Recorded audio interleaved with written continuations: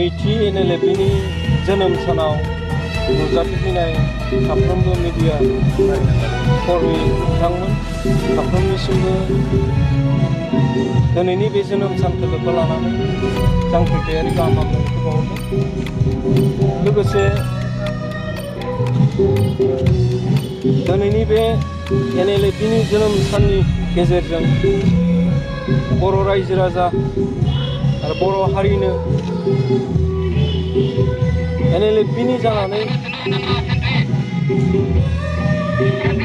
हारि दानायनि जि सिमां, हारि रैखाथिनि जि सिमां, बे सिमांखौ गोसो गोरबोआव लानानै बर'लेण्ड हालामाव थानाय बर' रायजो राजानिसिम NLFनि जांख्रिथायारि गाहाम हामलायनायखौ बावहरबाय। दिनै NLFनि नैथि जोनोम साननि गेजेरजों जों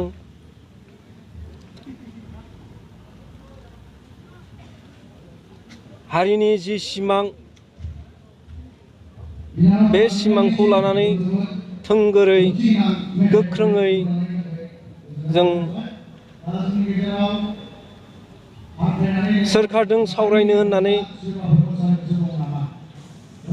NLFआ जि सावरायबोदों, बे सावरायनायखौ सोरखारा मान सन्मान मान मर्यादाजों जोंखौ सावरायनो थाखाय खाबु होलाङो। जोंनि NLFनि जा डिमान्ड्स, बे डिमान्ड्सफोरनि सायाव बिथा खालामनानै पलिटिकेलि NLFजों सावरायलाङो। आं बेखौ दिनैनि बे जोनोम साननि गेजेरजों सोरखारखौ खावलायदों। माखासे नोंथांमोननो अनसुंथाइ होनो गोनां सरकारा दासिमबो होनायखौ जों नुनो मोनाखै। बे समाव नोंथांमोना मा खावलायो? दासिम सोरखारा बेबायदि अनसुंथाइ होनायनि जेबो गैथ'वा। जों जेब्ला फैदोंमोन,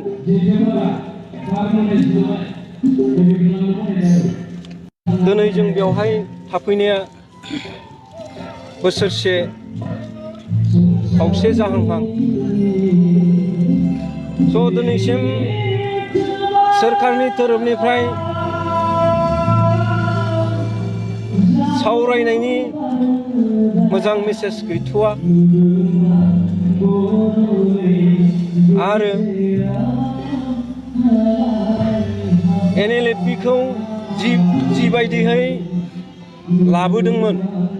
सरकारा सावरायनो थाखाय, बिनि खुनु दासिम जेबो प्रसेस गैथ'वा। जों दाबि खालामो NLFनि जि दाबि दावा, बेफोरखौ लानानै NLFखौ सिजफायार सु एग्रिमेन्टखौ सरकारा जेन थाबैनो खालामना होयो आरो जोंनि सावरायनायनि पलिटिकेलि जि सावरायनांगौ, बे सावरायनायखौ थाबैनो सरकारा आवगायलाङो। जों जेब्ला हाग्रायाव दङमोन अब्ला जोंखौ गोबाङानो खावलायहरदों बर'फोरनि गणतान्त्रिक भाबै आन्दलन खालामग्रा गणतान्त्रिक आन्दलनकारिफ्राबो जोंखौ बुंदों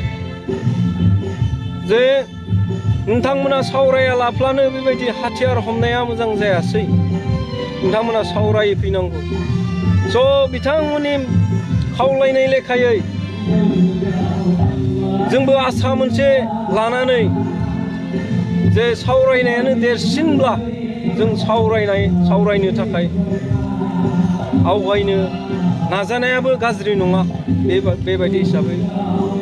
जों जेब्ला एबसुनि मानासाव एबसुनिफ्राय बर' साहित्य सभा आरो एबसु बिथांमोना मानास आलासि दोनग्रा न'आव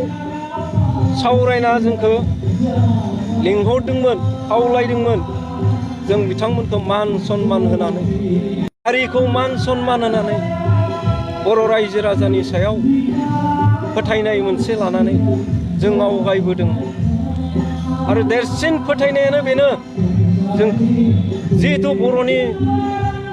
गोथार मोनसे गौथुम एबसु आरो बर' साहित्य सभा बिथांमोननि खावलायनायावहा जों बिथांमोनखौ फोथायनानै फैदों दिनै नीरब बिथांमोना NLA बिदों सावरायनायनि बेलायाव बा सावरायनांगौ होननानै बिथांमोना दिनैसिम फंसेबो बाथ्रा बुङाखै गतिके आं बिथांमोनखौबो खावलायो NLAनि जि प्रब्लेम हारिनि जि प्रब्लेमफोरखौ लानानैसो NLAबो सावरायगोन गतिके बिथांमोना जोंखौ जेरैबायदि खावलायदों आरो जों जेरैबायदि मान सन्मान होनानै फैदों स' बिथांमोना जोंनि सावरायनायखौ NLAनिल' सानालासिनो समस्त बर' हारिनि होननानै जोंजों लोगोसे बा सरकारखौ NLAजों सावरायनांगौआव नारसिननांगौ आं बिथांमोनखौ खावलायदों दा बे समाव नुनो मोनदों BTR एकर्ड जितु इमप्लिमेन्टेसन बे एकर्ड इमप्लिमेन्टेसन दासिमबो जाफुङाखै बे समाव नोंथांमोननिफ्राय माबाफोर बुंनो गोनां एकर्ड इमप्लिमेन्टेसननि बेलायाव जों बेखौनो बारे बारे बुंबोबाय थादों जे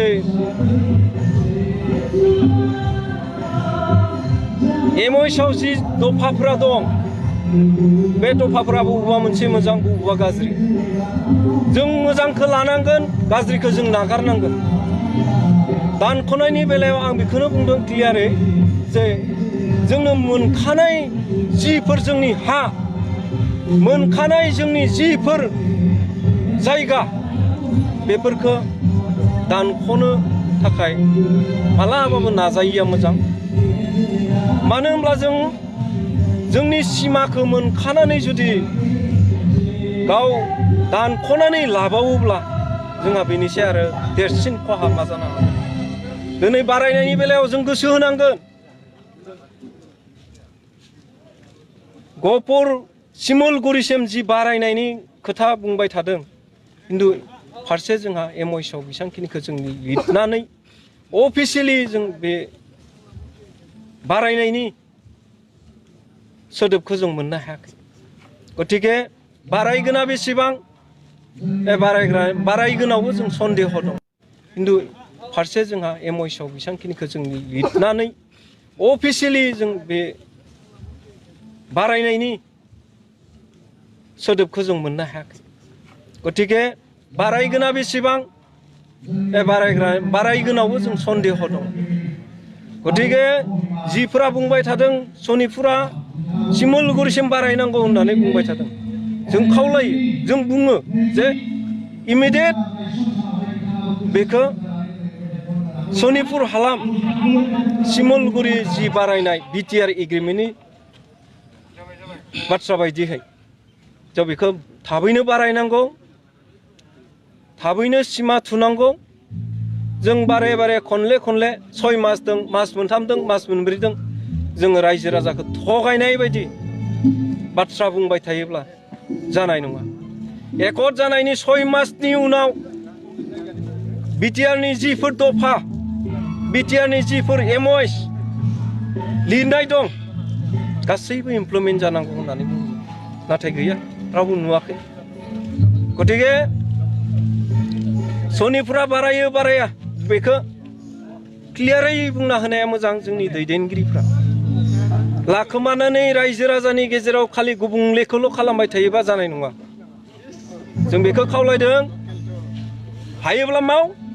हायाब्ला हाया जाया बे बाथ्राखौ क्लियार रायजो राजानो मेसेजखौ होनांगौ नोंथाङा फोरमायदों जि सरकारजों सावरायनो गोनां आरो बे सावरायनाया जुदि लेहेम जाबाय थायोबा गोबाव जायोब्ला बिनि बिथांखि हिसाबै नोंथांमोना आफाद हिसाबै मा बिथांखि लागोन स' सावरायनायाथ' जेबो जाखायाखैयानोसै जों रायजो राजाखौ थगायना मा जानो जों रायजो राजाखौ फोलाना सानबेसे थानो दिनै जुलाइ 22 तारिखआव जोंखौ जेरैबायदि बाथ्रा होनानै लाबोबाय बे बाथ्रा होनाय बायदियै जोंनो खालि मोनसेल' खोथाखौ बुंदों जे नोंसोर डिजिनेटेड केम्प हिसाबै उदालगुरि मोनसे क'क्राझार मोनसे थाथ' बाखि प्रसेसखौ जों आवगायलांबाय थागोन बेसेबांखिनि बिथांमोना बुंदों खिन्थु जों नुनो मोनबाय दिनै खुनु सावरायनाय गैया खुनु सिजफायार एग्रिमेन्ट गैया जों बेखौ नुनो मोनबाय गतिके जों फैबाय थानाय दिनाव मा खालामा बे जोंनि साननायाव दङ जों सावरायनायखौनो मस्ट वेलकाम खालामदों सावरायनांगौ समाधान खालामनांगौ जोंनि प्रब्लेमफोरखौ बर'नि प्रब्लेमफोरखौ सुफुंनांगौ जों बुंबाय थादों बिटिआरनि जिफोर दफा बेफोरखौ मावफुंनानै मोजां बिटिआरनि जि दफा मोजां बर'फ्रा एक्सेप्ट खालामनो हानाय जिफोर दफा बेफोरखौ थाबैनो मावफुंनांगौ सिमाया बारायनांगौ आरो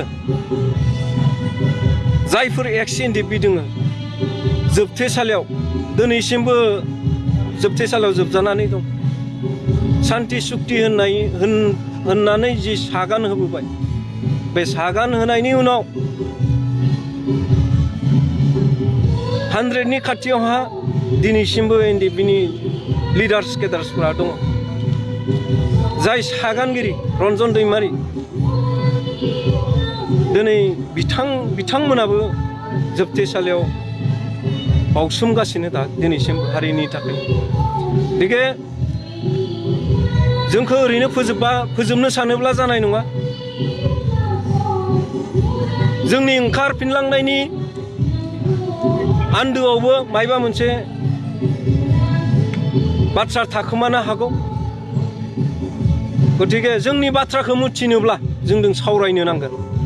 बुजिलायनो नांगोन बेखाय सावरायनायानो देरसिन खामानि जों सावरायलांबाय थागोन सरकारा सानसेब्लाबो जोंखौबो गनायनो नांगोन बेबायदि हिसाबै जोङो सिन्था खालामनानै दंथ'यो